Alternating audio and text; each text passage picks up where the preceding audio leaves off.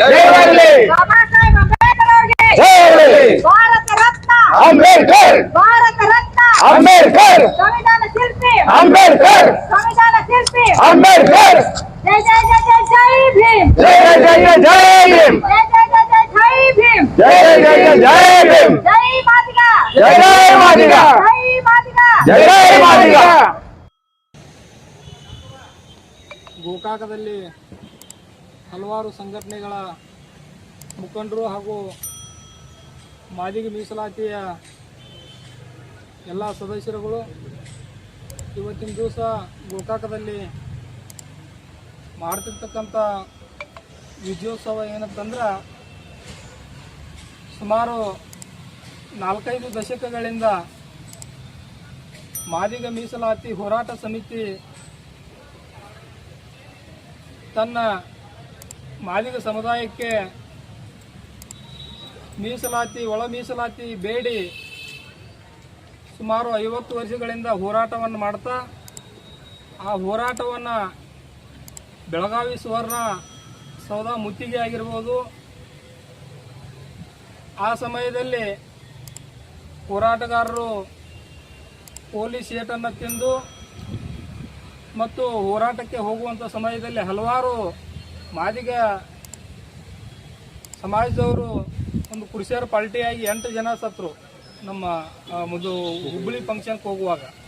ಇಂಥ ಕಷ್ಟದ ಹೋರಾಟಗಳನ್ನು ಮಾಡಿ ಇವತ್ತು ಸಮುದಾಯಕ್ಕೆ ಏನಾದರೂ ಒಂದು ಕೊಡುಗೆ ಕೊಡಬೇಕಂತೇಳಿ ನಮ್ಮ ಮಾದಿಗ ಹಿರಿಯ ಮುಖಂಡರುಗಳೆಲ್ಲ ಒಂದು ದೊಡ್ಡ ಮಹಾದಾಸೆಯಾಗಿತ್ತು. ಅದರ ಪ್ರಕಾರ ಡಾಕ್ಟರ್ ಬಾಬಾ ಸಾಹೇಬ್ ಅಂಬೇಡ್ಕರ್ ಅವರ ಸಂವಿಧಾನದ ಪ್ರಕಾರ ಆಯಾ ಹಿನ್ನಡೆ ಉಳಿದಿರ್ತಕ್ಕಂಥ ಮಾದಿಗ ಸಮುದಾಯದ ಜನಾಂಗಕ್ಕೆ ಒಳ ಮೀಸಲಾತಿ ಕೊಡಬೇಕು ಅಂಥೇಳಿ ಕೇಂದ್ರ ಸರ್ಕಾರಕ್ಕೆ ಸನ್ಮಾನ್ಯ ಶ್ರೀ ಬೊಮ್ಮಾಯಿ ಅವರಿದ್ದಾಗ ಮೀಸಲಾತಿ ಪ್ರಕಟವನ್ನು ಕೇಂದ್ರಕ್ಕೆ ರವಾನೆ ಮಾಡಿತ್ತು. ಅದರ ತರುವಾಯವಾಗಿ ಕೇಂದ್ರ ಸರ್ಕಾರದವರು ಅದನ್ನು ಜಾರಿ ಮಾಡಲಾರ್ದೇ ಸುಪ್ರೀಂ ಕೋರ್ಟ್ದಲ್ಲಿ ಈ ಆದೇಶದ ಇದಕ್ಕೆ 5 ಜನ ಸದಸ್ಯರುಗಳ ಪೀಠನ್ನು ನೇಮಕ ಮಾಡಿತ್ತು ಕೇಂದ್ರ ಸರ್ಕಾರ.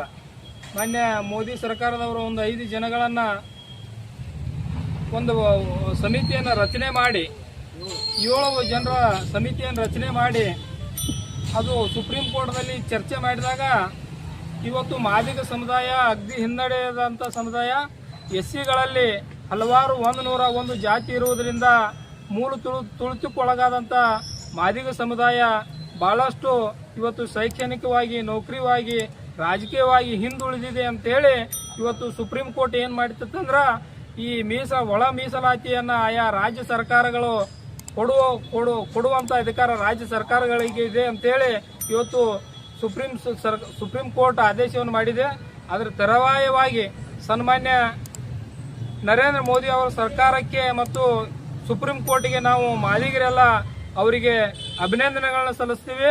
ಅದರ ಜೊತೆಗೇನ ಮುಂಬರುವ ದಿನಗಳಲ್ಲಿ ಸನ್ಮಾನ್ಯ ಶ್ರೀ ರಾಜ್ಯದ ಮುಖ್ಯಮಂತ್ರಿಗಳಾದ ಸಿದ್ದರಾಮಯ್ಯನವರು ಕೂಡಲೇ ಈ ಸುಪ್ರೀಂ ಕೋರ್ಟದ ಆದೇಶವನ್ನು ಸ್ವೀಕಾರ ಮಾಡಿ ಈ ರಾಜ್ಯದಲ್ಲಿ ಯಾವ ಥರ ಇವತ್ತು ತೆಲಂಗಾಣ ಮತ್ತು ತಮಿಳುನಾಡು ಆಂಧ್ರ ಪ್ರದೇಶದೊಳಗೆ ಮಾದಿಗ ಮೀಸಲಾತಿಯನ್ನು ಮಾದಿಗರಿಗೆ ಒಳ ಮೀಸಲಾತಿಯನ್ನು ಕೊಡ್ತಾ ಇದ್ದಾರೆ ಆಲ್ರೆಡಿ.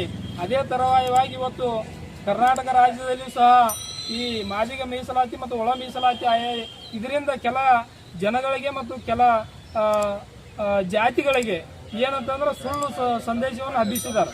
ಏನಂತಂದ್ರೆ ಇವತ್ತು ಲಮಾನಿಯನ್ನು ಕೈ ಬಿಡ್ತಾರ, ಬೋವಿಗಳನ್ನು ಕೈ ಬಿಡ್ತಾರ ಮತ್ತು ಭಜಂತ್ರಿಗಳನ್ನು ಕೈ ಬಿಡ್ತಾರ ಅಂತಕ್ಕಂಥ ಸುಳ್ಳು ಸುದ್ದಿಯನ್ನು ಹಬ್ಬಿಸಿದ್ದಾರೆ. ಇದು ಲಮಾನಿ ಆಗಿರ್ಬೋದು, ಬೋವಿ ಆಗಿರ್ಬೋದು, ಭಜಂತ್ರಿ ಆಗಿರ್ಬೋದು, ಯಾರೋ ಈ ಸುಳ್ಳು ಸುದ್ದಿಗೆ ತಾವು ಕಿವಿ ಕೊಡಬೇಡ್ರಿ.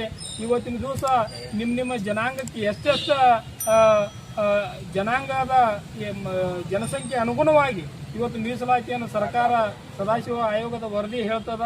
ಅದಕ್ಕಾಗಿ ಇವತ್ತು ಸನ್ಮಾನ್ಯ ಸಿದ್ದರಾಮಯ್ಯನವರು ಈ ಕೂಡಲೇ ಸುಪ್ರೀಂ ಕೋರ್ಟಿನ ಒಂದು ಆದೇಶವನ್ನು ಪಾಲಿಸಿ ಕರ್ನಾಟಕ ರಾಜ್ಯದಲ್ಲಿ ತಮ್ಮ ಸರ್ಕಾರದಲ್ಲಿ ಒಳ ಮೀಸಲಾತಿಯನ್ನು ಜಾರಿ ಮಾಡಬೇಕು ಅಂತೇಳಿ ಇವತ್ತಿನ ಮುಖಾಂತರ